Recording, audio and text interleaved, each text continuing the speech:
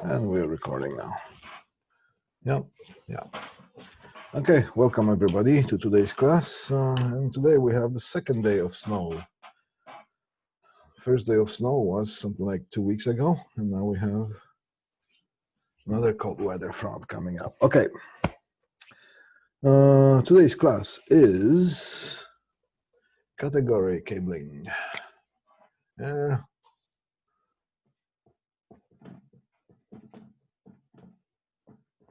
Category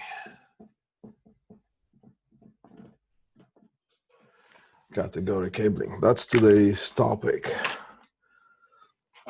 We have something to cover, some material to cover, so pay attention. This is going to be somewhat important, just like everything else. All right, let's not wait any longer. I just moved my audio cable, so if somebody notices any change in sound, just let me know. All right. Okay, let's go. Category cabling is the topic of today. I took a picture of this wonderful cabling structure when I had a personal tour through one of our local service providers. Yeah. Now, first thing I'm going to say, can you spot any cabling faults here? And not necessarily I'm going to expect you to point it out right away, but I'm going to show you what would be wrong if this were a category cabling. This is not category cabling. This is it's a coaxial cables bundles. So it's okay, maybe not that okay. However, it doesn't make a difference in this situation. However, if this was category 5 or category 6 cabling, this would not be that acceptable. And the problem is that this binding structure here is used by zip ties. And you can see the zip ties are biting into the structure of the cables, right? Deforming the cables slightly. You can see that thing right here. Oh, wow. I'm using a wrong mouse. Here, there we go. You can see this right here, that this the zip tie is basically too tight, and it's actually changing the structure of a cable. That is not that acceptable when we're dealing with cabling structure. Yeah? All right, when we are dealing with category cables, Cat5e, Cat6, and so on, then when we bind the bundles, we should use Velcro, all right? Data cable bundles should be bound with Velcro tape. Okay, that's it's much softer. The area of coverage is wider. So and then we're not tying those cables as tight as the zip ties would. And it actually does make a difference when you are using category 6 and up. Category 5, still we should use Velcro, but category 5 is going to be a little bit more forgiving than category 6 and on. And we're going to analyze the categories as we go along with this presentation. There are different, you can use different colors of Velcro. Velcro comes in different forms and shapes. This is the most popular thing. You just buy this thing in a huge roll and you just cut to length and you bind the cables. All right, now there is something wrong here in this picture. I got this picture from the internet, and I decided to post this because also, even though the Velcro is used, what you can see here, soft side is not in. Thank you, Derek. All right, so this one here, you should use soft side in. Okay. Not a very extremely big deal, but we should practice that type of thing when we're binding category cables. All right, soft side in. This is wrong. The soft side of the tape is on the outside of the bind. Okay, there we go. All right, now let's start with something like this here. Imagine that this is a piece of electrical wire. It's a conductor. Not not a big philosophy so far. And we have electric current flowing through this conductor, and the electric current flows in this direction here. And we're talking about conventional current, which is not the real electron flow, but we're talking about electrical current, the conventional current, which is from plus to minus.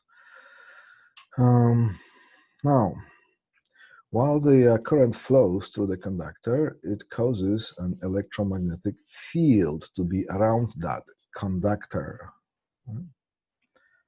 Follow me so far? Now, let's say we're going to determine the direction of the electromagnetic field.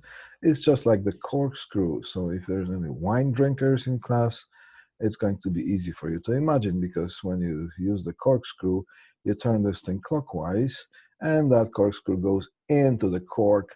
So this would be the direction of the current flow, and this would be the direction of the magnetic field, going clockwise. Right-hand rule, you can say that. Or you can say the corkscrew rule. All right, enough of that. Now let's put another cable or conductor that is just idling. It's not connected to anything. What is going to happen is that through induction, this first conductor, excuse me, is going to affect the other conductor in a way that is going to cause the current flow in the other conductor by the ways of electromagnetic field interference. So which basically the second conductor is affected through induction, that the current is going to flow in the second conductor. So this is the phenomenon that we are kind of dealing with. All right. Now let's just take a look at something that is called a crosstalk. All right. In electronics, right? Crosstalk is any phenomenon by which a signal transmitted on one circuit or channel of a transmission system creates an undesired effect in other circuit or channel. So that's something that's considered a crosstalk. One conductor or one pair is affecting another pair. Now we're dealing with just a single conductor here, but if we're dealing with a pair, one pair is going to be affected by another pair if they're close enough. And if the signal of the first pair is strong enough, it is going to, the signal from one pair is going to actually bleed through the other pair. And it's called a crosstalk. Okay? Crosstalk is usually caused by undesired capacitive and inductive or conductive coupling from one circuit or channel to another. Okay? In structured cabling, electromagnetic interference from one pair to another. That's what we're calling a crosstalk. Okay? In analog systems, let's just take a look at the analog way of crosstalk. Let's say we have an extremely pleasant conversation between two wonderful people. And let's say they're having a very happy conversation. Now, if there's another conversation happening on another line, and those lines at some point through some distance, they are basically in close proximity to another. And if the area is large enough, then the crosstalk might happen from one pair to another. So let's say these guys are talking, and these guys are talking. So the people who are having one conversation, they're going to talk, and the other people who are having another conversation, they might hear the conversation through their line. Okay, that was very well. It was extremely popular, if I might say, problem earlier when most of the telephone lines were POTS lines. And that was happening when some technicians decided to split pairs. Splitting pairs. What would be splitting pairs? Let's say there is one junction box somewhere on one side of the street, and there's another junction box with a bunch of telephone lines somewhere down the road, and the lines are going either overhead or underground. Now there are so many lines that the central office is able to provide on one side, and then there would be a neighborhood that is utilizing whatever number of pairs the central office is providing, or whatever number of pairs are connected. Now, what happens is sometimes the problem would be that there would be a break in line in one of those lines. So the technician would be sent to service that line. They would just go and tap into that one line on one side, tap into the other line on the other side, and they're going to verify that the line is intact structurally, physically. Okay. Now, when when one of the conductors would be broken, then that pair would be unusable. So the technician would switch that circuit on one junction box to another pair, and they would find the same pair on the other side, in the other junction box, and switch that residential line or commercial line onto that pair. Problem solved. Okay? So now the good pair is being used, no problem. Now, what happens is that sometimes the capacity of the neighborhood would overgrow the capacity that the central office is being able to provide. So the company would just add more circuits to the central office. However, what would happen is that sometimes there would be not enough good lines left in those trunk lines that are between those two junction boxes. So what would happen is that would be like a band-aid type of solution would be utilized. A technician would find one conductor that is solid and unbroken from one pair, and they would find another conductor that is good from another broken pair. All right. So it would be one good conductor from this pair, one good conductor from the other pair. They would connect the circuit right onto that and connect the circuit onto other. And sometimes it would work because you just need one single line for a telephone conversation. However, what happens then is the pairs have twist. The pairs have twist, and now we will talk about the purpose of the twist. Now, what happens if you have two straight lines? Because if there's a pair, the pair will be twisted in order to eliminate the crosstalk. Okay? Now, one pair from the first circuit and the other pair from the wire and wire and wire, those would not be twisted around each other. So then you would have a straight line. Now, there was a possibility that if those straight lines are close to another pair that is straight line, maybe somebody else did the same thing, then the crosstalk would happen between those two telephone lines. So that was called splitting pairs, using one good conductor from one pair and using another good conductor from another pair in order to make one good pair. So that would be splitting pairs would cause crosstalk. All right. Now, I'm not going to play you this YouTube video. You can, when you download the presentation, you will be able to see a little video what happens when you use unshielded twisted pair cabling.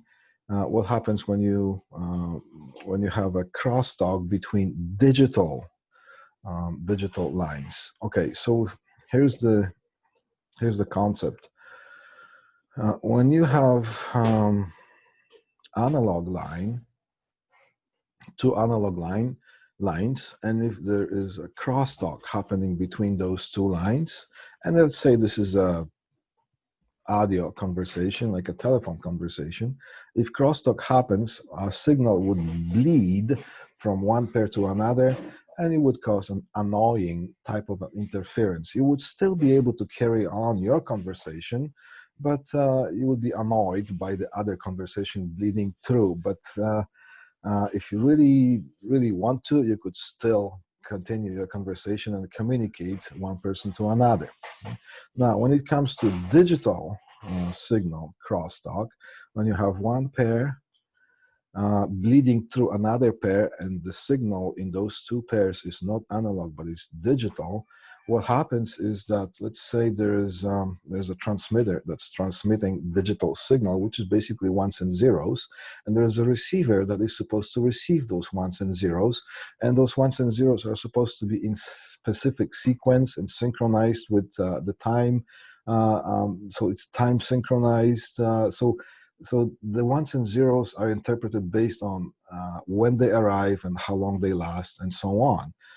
So the sequence of the receiving depends on the sequence of the transmission, and things have to be synchronized. The beginning has to be initiated on the transmission, and then the receiver has to know when to begin to receive in order for the ones and zeros on the other side to make sense. So the transmission actually can be received.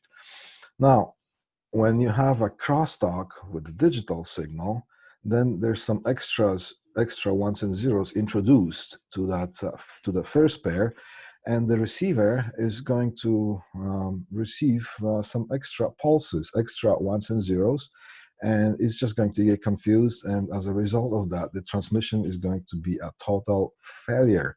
The receiver will not understand those extra ones and zeros, and the receiver is just going to shut down, say, okay, I don't understand what that thing is trying to say to me, so I'm just going to just shut down. So the whole signal just disappears. Okay? So the difference between analog crosstalk and the digital crosstalk is that during the analog, it could be annoying, and during the digital, the transmission fails completely. Okay, I might ask you something like that on the test. All right, so that's and this is this, you can play this YouTube video. It's actually demonstrating the way that the crosstalk happens in the digital transmission. Now, here's the concept of UTP acronym, a very popular acronym in communications language, telecommunications. It stands for unshielded twisted pair. Okay. Now, here is a picture of Cat6, and how can we tell that this is a Cat6 as opposed to Cat5e? Well, Cat5e will not have that separator here. In Cat5e or Cat5, or in Cat3 as well, you're going to have pairs that are twisted certain way in order to eliminate crosstalk. How is the crosstalk eliminated by twisting the pair? Well, if you have two straight conductors, the electromagnetic field is constant along that first conductor or the first pair that is transmitting the signal, which means that the signal is able to build enough strength in electromagnetic field that can be induced into another pair. Now, when you twist the pair, the signal, the electromagnetic field, doesn't have enough strength because it's physically twisted. So it doesn't have enough strength to bleed through another pair. So that's why we introduce twist to eliminate the crosstalk.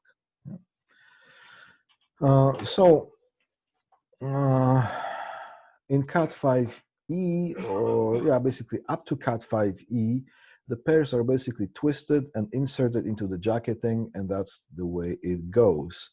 Now, in Cat6, the twist is tighter, more constant, and not only the pairs are twisted around themselves, so the pair is twisted, the blue pair, the white-blue pair is twisted around itself. It also, there's a separator that is also twisted, you see here. So the pairs are actually twisted around each other in order to get more speed out of the cable, right? So as soon as you see the separator here, when you strip the cable, that plastic separator inside that, then you can tell that basically it is something that is higher than Cat5e. So it'll be Cat6 and up, all right? or you can just read the label on the cable that is provided, because cables do have prints on them. Right? Unshielded twisted pair. The purpose of the twist, as we said, would be to eliminate the crosstalk between the pairs. That's the main purpose of the twist. Now, we're going to jump into something that's called STP, as opposed to UTP, which will be not unshielded twisted pair, but it will be a shielded twisted pair. Shielded twisted pair looks like this. All right, you would see that the pairs are shielded from each other, and then there is a drain wire. Cat 7 would have that too, yes. It will have the separator.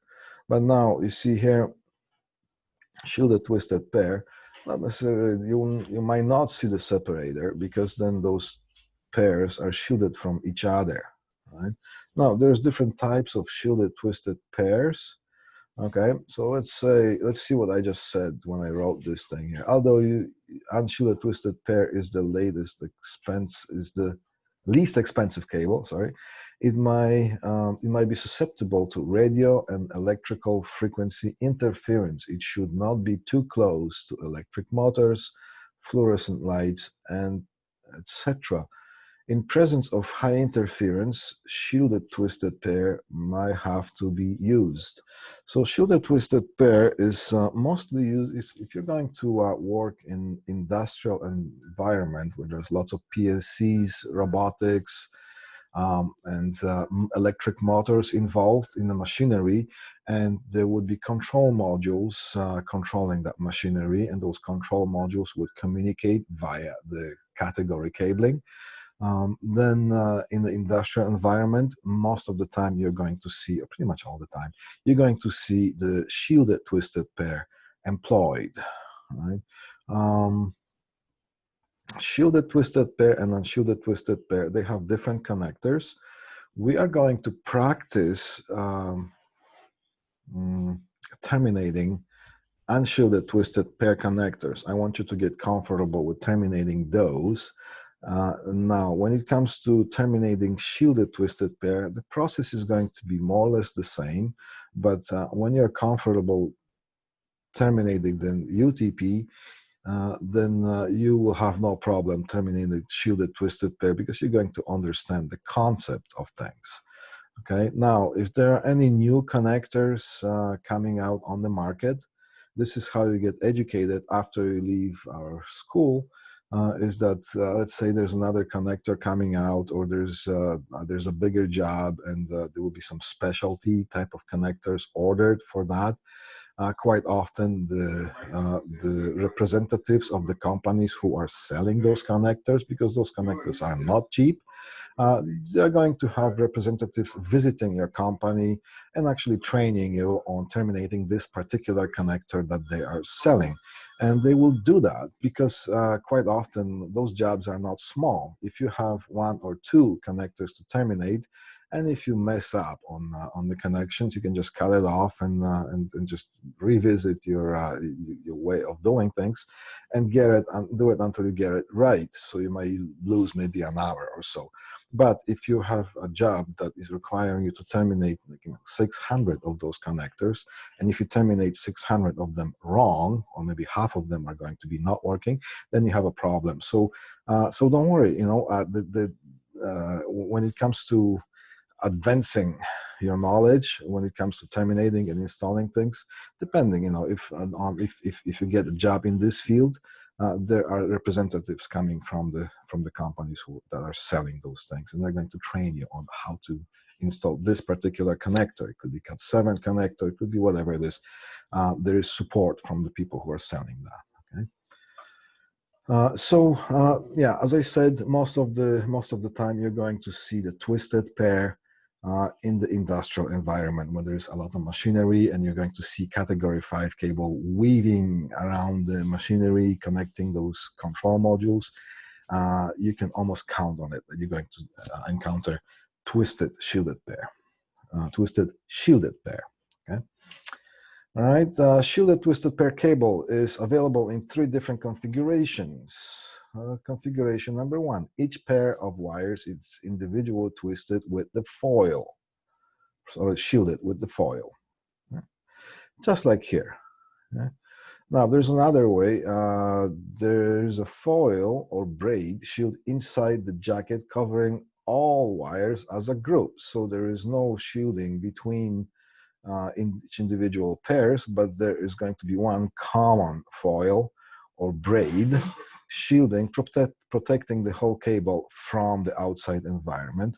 Or sometimes you're going to see both. You're going to see each individual pair shielded with foil or braid or foil, or you're going to have a foil or braid on top of those 3 just to give you additional protection. Yeah? Now, when it comes to terminating those, you should terminate those cables according to the specifications of the cable or the equipment that you're going to be installing. Right? If you deviate with the process, you are going to end up with a link that is not working. Digital transmission is very fragile. There is no room for error.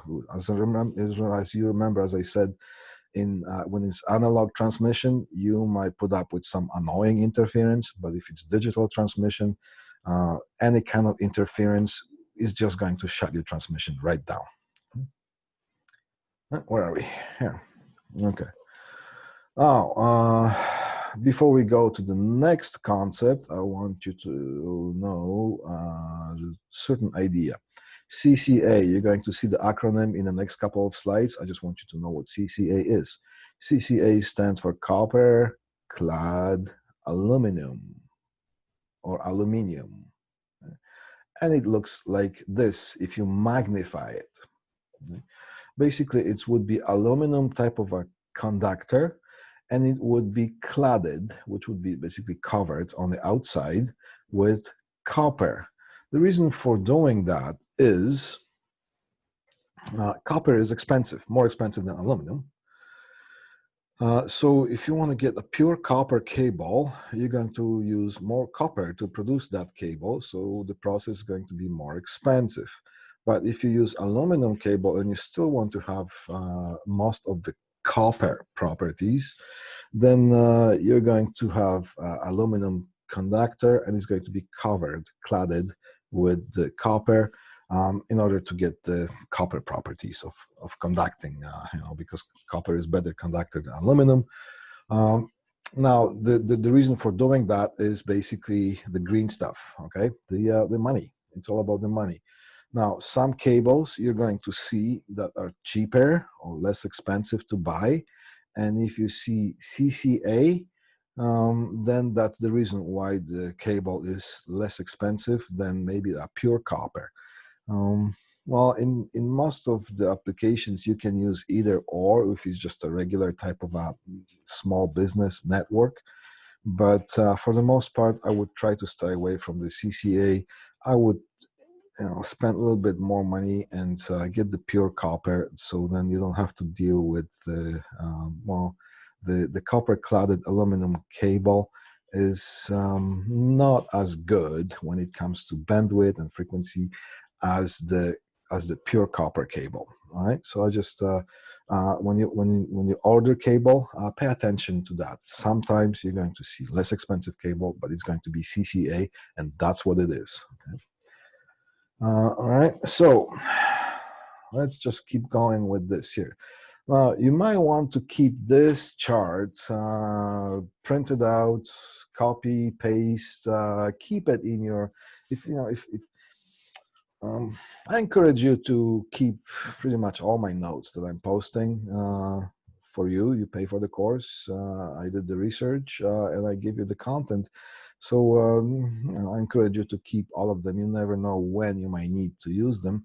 But this particular one that I'm giving you, I encourage you to especially to just keep it and know where it is, because you are going to use that. And I'll show you how.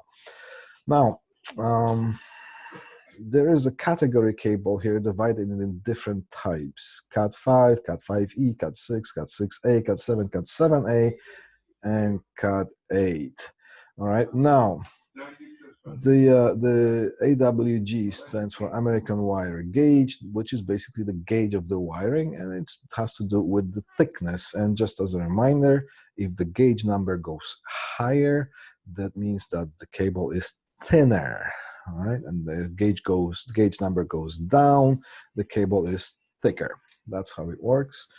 Now, these are the gauges of the conductors that are used to produce these cables. So let's say Cat5, which Cat5 is you're still going to see in some old installations, but I would strongly recommend that you don't use Cat5 anymore. Actually, Cat5 is not used anymore for network installations. It has to do with the speed and the bandwidth of that cable. Now, just as a reminder, remember when you might not remember, or you might remember when we were talking about VoIP telephone systems. VoIP systems. So there's a VoIP telephone ringing right now. All right. Now.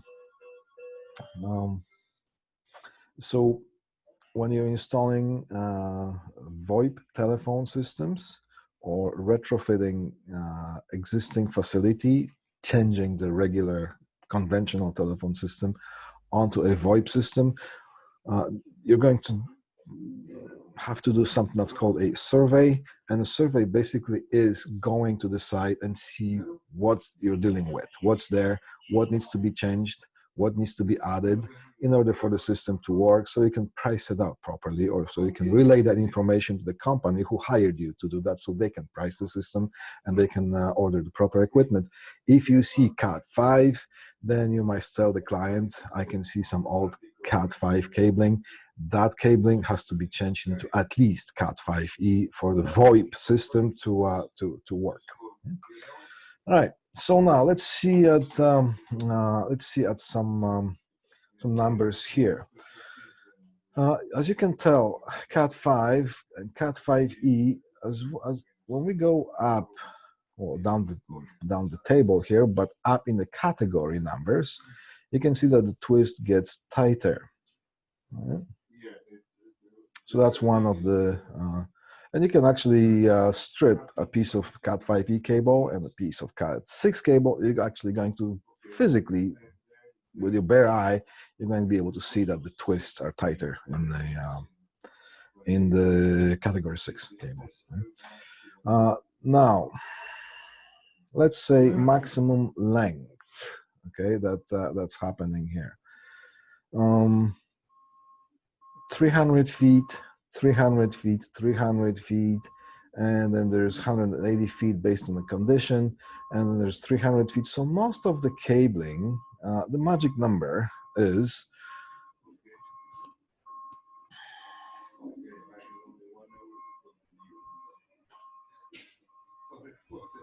I think somebody's backing up here. I'm not sure how much of that is bleeding. So that would be annoying analog interference. Okay, you can still hear what I'm talking about. All right. All right. So what was I saying? See, just that beeping just got me here. All right. The magic number is 300. Right? Remember that there was a movie that was called 300? 300 feet, not meters, feet. 300 feet is about more or less 100 meters.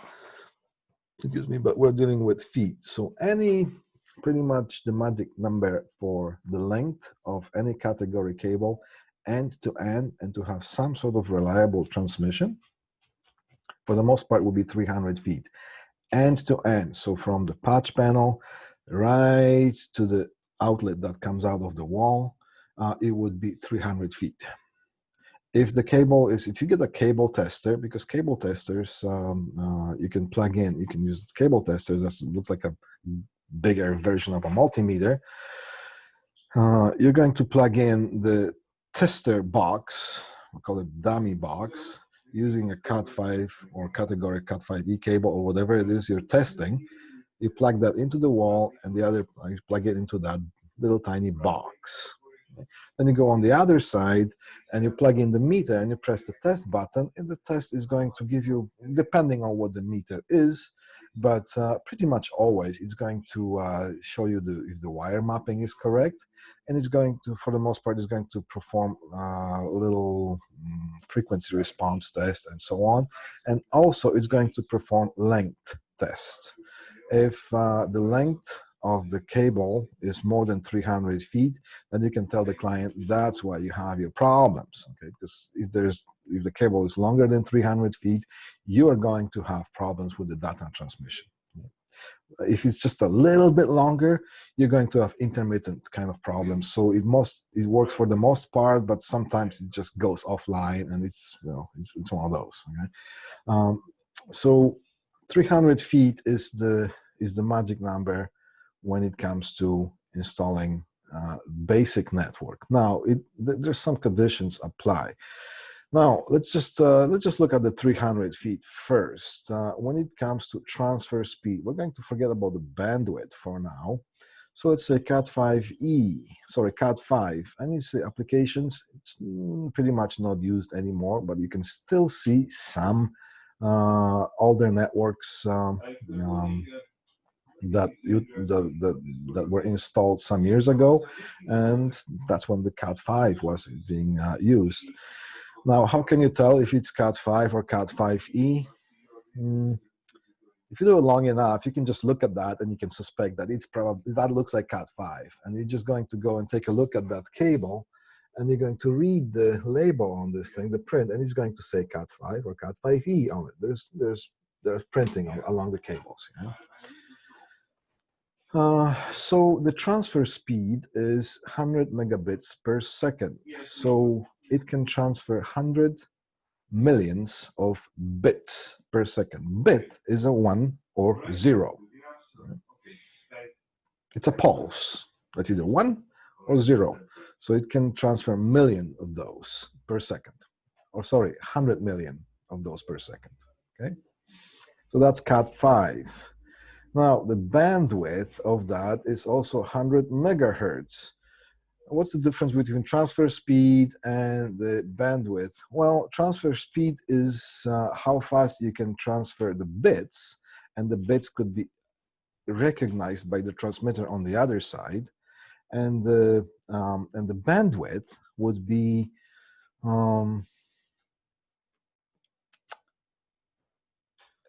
what's the highest frequency you can use to transmit an analog signal, and that signal would be understood on the same by the transmitter on the other side. So for the most part, they are equal, but when you go up to the higher category, those things are becoming a little bit different. Let's see Cat5e. All right, Cat5e has got a tighter twist. Now, the transfer speed is much higher already. It's 1 gigabit per second. Just as a reminder, when we're talking bits or megabits per second or bits per second, we're talking about speed. And when we're talking about bytes, then we're talking about storage values. Okay, just a kind of a side note, right? So we're talking about megabits per second or gigabits. So Cat5e can transmit more than Cat5 bits per second. Again, the maximum distance end to end would be 300 feet. Then the bandwidth of an analog signal being transmitted would be 100 megabits for CCA, remember, copper cladded aluminum, or 350 megahertz. So the bandwidth is higher if bare copper is used, or copper cladded aluminum. So the BC stands for bare copper. Applications would be home, small offices, and commercial network installations. Okay? Now, Cat6, then you see the gauge is kind of getting lower, okay? So that means the cable is thicker, okay? So he's utilizing thicker cable. The twist is even tighter than Cat5e. And here's the transfer speed. 1 gigabit per second if it's 300 feet, so there's no change from Cat5e. But if you half the distance, approximately, it would be 150 feet, but okay, almost half the distance, up to 180 feet, you can use 10, it's 10 times faster. So when you're installing networks or if you're designing networks and somebody is requesting Cat6, you might want to check the distancings between the patch panel and the destination, which would be the outlets that are in the wall or on the desktop. If it's more than 180 feet, then it's basically not economical to use Cat6 because you're still getting Cat5e performance, even though you're installing Cat6 cable. Right? It's just something for you to know. Then the bandwidth is 250 megahertz, and then it's split CCA and 500 megahertz for bare copper. Just as again, as another side note, when you're talking Ethernet, which is the internal network, you are talking about the transfer speed because the signal is digital. When you're talking the internet from your modem towards outside of your building, then you're talking about analog, so the bandwidth comes in play. Yeah? Now, Cat6a, we got that here. Cat6a is a thicker cable. It basically Cat6 and Cat6a. See, the gauge of the conductors is the same as Cat6, but the cable is much thicker. The cable itself, it's a thickness of a coaxial cable because the twist is much tighter. Okay. And the cable is much heavier, and most of the times it doesn't come in the box anymore when the cable is nicely wound in the box. They can just keep pulling it. Those Cat6a, they would mostly come in the wooden reels that you just put on the reel stand, and it just takes longer to pull the cables and install the cables as well. So not only the price of the cable is more expensive, but also the labor is more intense and longer when it comes to that. But Cat6a, well, it gives you what's the advantage between Cat6a and Cat6? Well, it's got 10 gigabits, but you got the full 300 feet distance, and you have the full 500 megahertz when it comes to the bandwidth, and mostly it's used in the commercial. Cat6a, that's when most of the time in the commercial systems, when you're talking about this, just the difference between the Starbase or regular network infrastructure when the software is installed locally on the machines, on the computers, and the switching equipment acts as a switching just for a data transfer between those machines, as opposed to a Citrix system when the software is installed on the server in the utility room, and the computers that are on the desktop, they're acting as a display. So in the conventional network, you're going to, if you fire up Microsoft Word on your desktop, that Microsoft Word is basically installed on your machine that's on your desktop and is being fired up from there and it's being used from there. So if there's any data exchange, it's just data that has to do with the file transfer and so on that use on the cable between that computer and the server. But if you use something that's called Citrix type of system, then there's no software installed on your computer on desktop. The software is installed on the server, and there's much more information that goes through that cable because you're firing up this. If you're initiating a Microsoft Word or Excel or whatever software you're firing up, it's not firing up on your computer. It basically the session is initiated in the system, and your computer acts as a display. So there's much more information going through that cable. So Cat6a is mostly going to be employed for that type of a system here. Okay. Then there's Cat7, 10 gigabits, 300 feet. The bandwidth goes higher. Cat7a, again, you're getting about 40 gigabits, and you can just compare those, and the bandwidth goes higher. Cat8, I think it's still being developed, not used as often because, to be honest, if you go more than Cat7, or even, if you start Cat6, You might want to debate whether to use, if you want to use that cable, the price of the cable and the installation and the labor costs and whatnot, and versus the speed and the bandwidth, then you might actually consider fiber optic or optical fiber links instead of the copper links. But it's always, it depends on the situation, depends on the type of installation, depends on the type of environment that you're working with. Okay. Right, now T568 wiring details. Remember when we're talking about USOC wiring? Now we're going to take a look at the Ethernet type of wiring. Okay? Now here is a typical plug, RJ45 modular plug pin numbers. So this is how the pin numbers are counted: 1, 2, 3, 4, 5. So from one side to the other. Okay. So if you're holding that that connector, sorry, away from you, and the latching pin, which is, there's a latching pin on the bottom there, is facing downwards, then you're counting those pins like that: 1, 2, 3, 4, 5, 6, 7, 8. Okay. Now that's how you count the pins. Remember, when you use SOC configuration, pair number 1 is where? It would be the 2 middle prongs, okay? Which would be, what is it here? 1, 2, 3, 4, and 5. Okay? 6, 7, 8. So these would be the pair number 1 when you're talking about USOC configuration. Well, guess what? T568 is the same. When it comes to pair 1.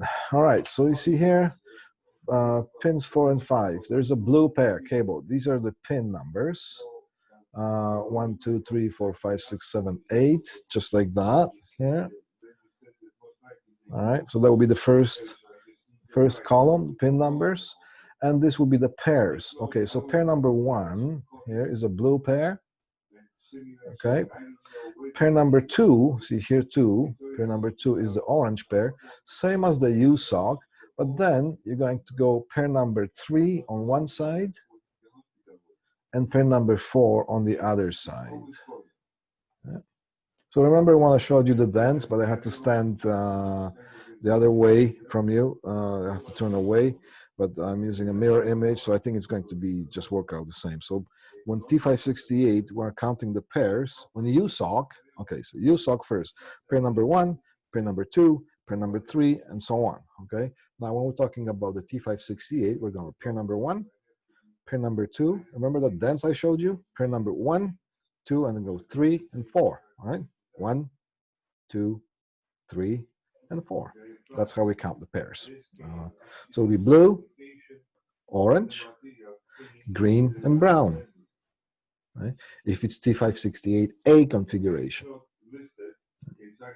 Now, when we're talking about T568B configuration, then if you look close here, you're going to see that the difference between T568A and B, if it comes to Cat5E, all right, then only the oranges and the greens are reversed. Okay, so T568, here's a color configuration. Here's blue, pair number 1, orange, and green and brown. And when we go to T568B configuration, we are exchanging oranges and greens. Okay, so blue is pair number 1 still. Then instead of orange being the second pair, we're going green second pair. And of course, going to be orange and brown. So that's when it comes to T568A and B, Cat5E configuration. And then over here you see a tip and ring, and one is positive side and the other one is negative side. I'm not going to go into details. Just pull it up when you download this, and you can just see what is. Now the thing is, if we can Cat5E, when it comes to orange and green pairs, One is transmit and one is receive. Which one is transmit, which one is receive? Well, that depends which end you're looking at from the cable, from this end or the other end, of course. Okay? We're going to go over that as well. Right. Now, T568 Cat5e. When you're dealing with Cat5e, only 2 pairs are used. Even though we are terminating and testing, verifying all 4 pairs, in Cat5e, only 2 pairs are being used, which is the orange and the green. And this would be the NIC, which is the network interface card on the MDI or on the hub. Okay, MDI is medium dependent interface, which is basically a network card. Now, now you can see which one is transmit, which one is receive, depending on which way you're looking at. So this will be a straight link. Okay, the green and the oranges are connected to the corresponding pairs on either side. So pin 1, the white green, would be connected to pin 1 on the other side, and so on. So this is the straight link configuration. Now, this information that I just told you right now, it might help you with something. Like, for example, there was a situation that I had, let's say, security surveillance cameras installation, and those security cameras employed Cat5e as their link, right? So now there would be I was instructed to use existing cable as much as possible in order to save costs. Well, the client is calling the shots, they are writing the check, so I just do what they ask, unless it's unsafe, right? So now I tested one link and it failed as Cat5e. Now, what failed was that it showed that one of the conductors was broken somewhere. Well, then I just took a look at the results, and I said, okay, please tell me it's not orange or green pair. Well, you know what? A blue pair was damaged somewhere along the way, and it was difficult to repull the wire.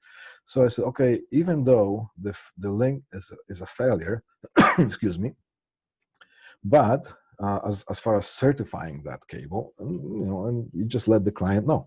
But the orange pair and the green pair were intact. So even though the test has shown as the failure, but I knew that the green and the orange pairs were intact, connected that, terminated one thing on the patch panel, connected the other thing to the camera, it, of course, is going to work. So that's when knowledge of that will help you to actually to discriminate what's good, what's still going to work, or what's not going to work. Okay, so I'm just giving you this knowledge right now.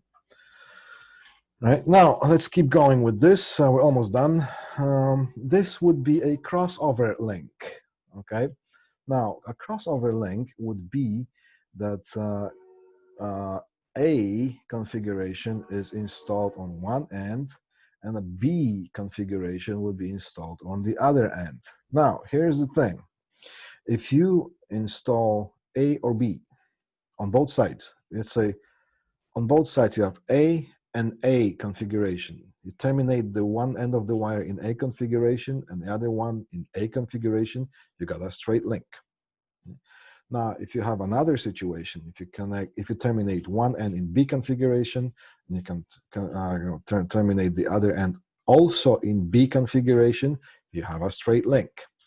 Now, when you connect one in A and the other one in B, or vice versa, then you have a crossover link. Some equipment requires crossover cables to be utilized. Now, when you connect, the equipment is designed, so if you connect a desktop computer to a switch or a hub, then you're required to have a straight link. That's how those ports are wired. But if you, for some reason, you need to connect one computer to another with just a wire, then of course you're going to have to use crossover link, because you're using the ports that are the same. And if you use a straight link, you're going to connect transmit to transmit and receive to receive. You're not going to have a communication going between those two computers. So you need to connect transmit on one end to receive on the other end, and so on, in order for those two computers to be communicating. That's basically the simplest way. But some equipment specifies that some of the switches, if you connect switches together, remember when we're talking about the ring configuration in the network room, there's a bunch of switches servicing computers that are connected to them. Then if you want to cascade those switches, sometimes you just specify that when you connect those switches, there are special ports for the interconnecting of the switches, and they will be calling for crossover cables. However, as time goes along, the technology develops more and more. Quite often you're going to see switches that are designed that it actually senses whether you have plugged in, the switch will be sensing whether you've plugged in straight or crossover cable, and it would still initiate the communication. If only 2 of the 4 pairs are used, can you cheat if you have a broken blue? No. Okay, good question. Thank you. The question is, if only 2 of the 4 pairs are used, can you cheat if you have a broken blue or orange? Okay. No, you can. The pairs have different type of twists, and if you just if you interchange the pairs, you are going to show the system. If you plug in a tester, you are going to have some of the less expensive testers are just going to check for the wire mapping. Okay, so to see if you want a straight link, to see if all of them are connected to where they're supposed to be, and it's going to show you, yeah, the wire map is fine, but it's not going to perform the frequency responses on what other tests it does. So you cannot, some of the pairs, they don't like to be exchanged. Okay, so especially the brown that has the least amount of twist, the pairs are twisted slightly different. So no, the orange and green, they basically have almost the same twist. However, sometimes blue seems to be having the most twist. You probably could do the blue instead of orange or green and see if that is going to work. However, sometimes the way that the pairs are arranged inside the cable, it's also going to cause some interference. So for the most part, I would say no, but you can try. All right, that's my answer. All right, but the quick and immediate answer would be no. Use the colors as they are intended to.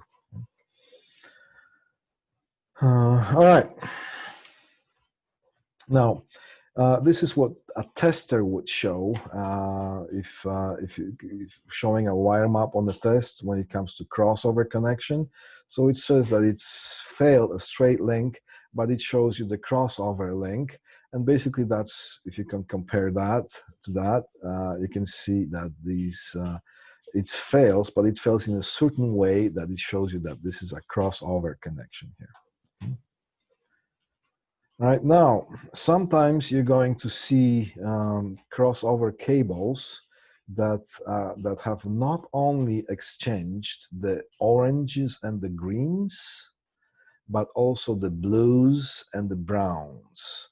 Because when it comes to Cat 6, or basically any category higher than Cat 5e, so if you move up to Cat 6, then you are going to use 4 pairs altogether.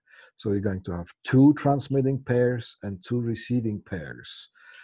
Just to increase the speed, the bandwidth of the cable. More data can be transferred to that cable. So 2 pairs are being used instead of, actually all 4 pairs are being used instead of just 2. All right. So then you're going to see cables that are crossed over with oranges and greens, as well as the blues and the browns on the other side. So a crossover cable is not equal to a crossover cable, because in some literature, if you're going to Google, if you just Google crossover cable, sometimes it's going to show up that there's going to be just blues and oranges crossed, and greens and oranges are crossed, and the blues and browns are left. That would be highest of Cat 5e. And sometimes when you use Cat 6, at least, then you're going to have to cross over all the pairs. So greens and oranges and blues and browns. Okay? So that's why you're going to see some of that. That's just to clarify some of it, because when you Google guarantee, you're going to see this and that. By this and that, I mean some of them are going to have just the 2 pairs, and some of them have all 4 pairs. Now, some of the less expensive patch cords or connecting cords, you're going to see some of the less expensive ones. You're not even going to see all 4 pairs in the cable. If you look at the connector, you're just going to see oranges and greens, and the other slots are going to be empty. There's going to be no conductors. That's the most Cat5e. But then if you're talking about Cat6, you need to utilize all 4 pairs. All right, and that's the end of this analog transmission that was talking about digital transmissions. All right. If you have any questions, by all means, ask me during the labs or send me an email. Other than that, I'm going to see the other 2 groups today, and we're going to continue with our lab, which is this week still the 25 pair termination. And the next lab, which is going to be our last lab, we're going to do some Ethernet termination and connections. Okay. If there's no any questions, I'm pretty sure we're basically running overtime, 3 minutes after 11. So I will see you when I see you. Stay safe and healthy, and I will see you soon. Thank you.